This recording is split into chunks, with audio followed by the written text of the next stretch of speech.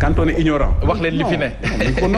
non quand on est ignorant. on devient audacieux mais li mu wax les chiffres ça se discute. oui te am na kuñ fi convoqué woon la benn je crois Moustapha Diakhaté maa ngi profité d'ailleurs pour nuyu ko. oui ñu koy nuyu bu baax Moustapha Diakhaté évidemment di ko masaw. di ko masaw ça montre aussi li ma doon wax la priorité de ces gens là la seule urgence de Pastef c'est pas l'économie la seule urgence de Pastef c'est la vengeance. dinañ ci ñëwaat.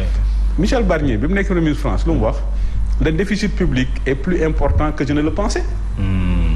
Ousmane Sonko ñëw ni oui les chiffres il dit pas que les gens de Bercy ont fait du faux lui il défend les intérêts de la France il met la France au-dessus de tout mais Ousmane Sonko met sa personne au-dessus de tout parce que pour lui il est dans un bras de fer avec Macky Sall sa guerre personnelle avec Macky Sall la rancœur avec laquelle il poursuit Macky Sall moo ko gënal Sénégal. alors que président Macky Sall nekkatu fi. mais nekkatu fi.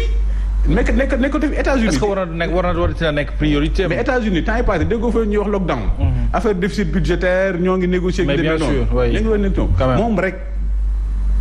En termes de science politique c'est la première fois dans l'histoire de l'humanité ñu gis un premier ministre mu ni les chiffres de mon pays sont faux moo tax bi ñu demee FMI da leen wax mais yéen comment sur quelle base on va prêter de l'argent votre premier ministre lui-même a dit que vos chiffres sont faux donc attendez d'avoir les vrais chiffres et l'économie n'attend pas et c'est pourquoi damay wax la seule urgence du pays c'est l'économie il faut ñu bàyyi les problèmes artificiels le président de la République ak le premier ministre les problèmes artificiels yi ñu bëgg a créer xam nga temps yi passé nee na Sonko ak Diomaye c'est comme les Galeries Lafayette les Galeries Lafayette dafa nekk benn magasin bu mag en France chaque jour il y a un événement pour distraire les consommateurs Sonko ak Diomaye nag comme affaire économique xarañuñ ci chaque jour ils veulent créer un événement un de ces événements moo nekkoon l'histoire des 1000 milliards gis naa bi mu demee assemblée nationale Mbaye Dione maa ngi koy nuyu laaj na ko ci 1000 milliards yi mais tontu wu ci 1000 milliards yi ba léegi tontu wu ci donc il faut que ñàkk a xam économie mooy xëy suba teel quand on dit quand le bâtiment va tout va xëy suba teel rek arbitrairement j'arrête tous les travaux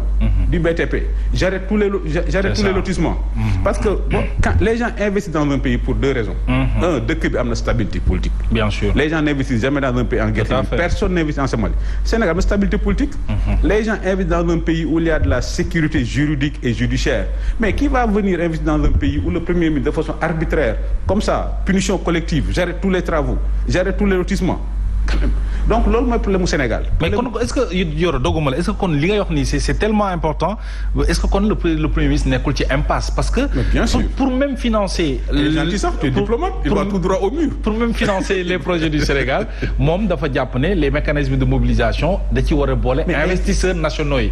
alors est-ce que jàpp nga ne investisseurs yooyu noonu mën nañu apporter leur pierre à l'édifice. c'est de la plaisanterie. Ce qu'il appelle les diaspora bonnes là, c'est de la plaisanterie. Moi, j'ai été de la diaspora. J'ai vécu à Paris pendant 5 ans. Les gens de la diaspora, dañuy xar seen tànku tubéy liggéey suba ak ngoon pour nourrir seen famille. Amuñ épargne buñ investir au Sénégal. Ce qu'il appelle les patriotes bonds là, l'économie, li ñuy wax l'économie, c'est la confiance. L'économie, c'est la consommation. La consommation se fonde sur la confiance. Maintenant, ñoom, au lieu de semer la confiance, au lieu, nous sommes d'accord que jeunes yi, ils les ont plébiscités 54%. Bien sûr. Au lieu de s'appuyer sur ça, cette énergie individuelle là, pour créer un projet collectif, ñoom tout ce qui les intéresse, c'est la vengeance. Xoolal depuis le début, oui, Barthélémy Diaz, Moustapha Diakhaté, Bah Diakhaté, dit cybercriminalité. Les urgences du Sénégal ne sont pas les urgences de Pastef. La seule urgence de Pastef, mooy la vengeance. C'est pourquoi j'en profite, comme nous sommes le 1er janvier, j'en profite pour formuler le vœu qu'enfin, en 2025, que le président de la République, Bassirou Diomaye Faye, pose une première pierre. Parce que pour monter un projet, inaugurer ko, financer ko, inaugurer ko, ça prend au moins 2 ans. Et bëgguma comme président sama kàll la, bëgguma que son mandat là, ces 5 ans là, que ça se réduise à de la vengeance, ak inaugurer les projets de Macky Sall. Projet Macky Sall yu bëri pare na, mais bañ ko inaugurer rek ñu ni projet Macky Sall moo tax inaugurer.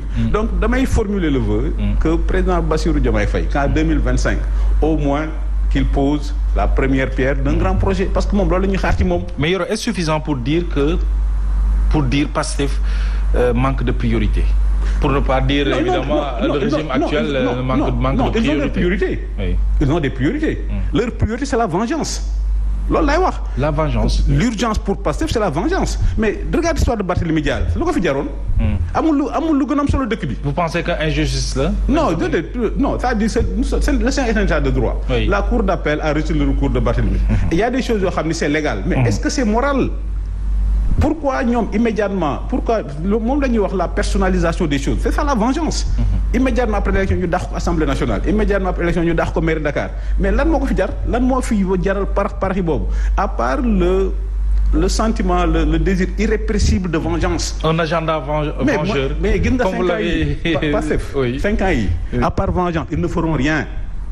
Mais quand tu veux te venger, par exemple, boo xoolee vengeance, les magistrats qui avaient eu à prendre des décisions contre Sonko exilés, la presse, on se venge de la presse. Xoolal quand même des médias, vous êtes des gens sérieux. Quand même. xëyu leen rek Bougane xëyul rek émetteur commencé diffuser.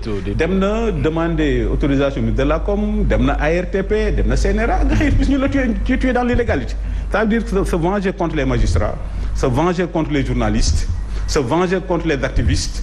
Et se venger contre toute personne. Quand tu écoutes Pastef, tu as l'impression qu'ils sont frustrés que l'insurrection n'est pas réussie. Maintenant, c'est quoi la réussite de l'insurrection? C'est que l'État et la République du Sénégal seraient tombés.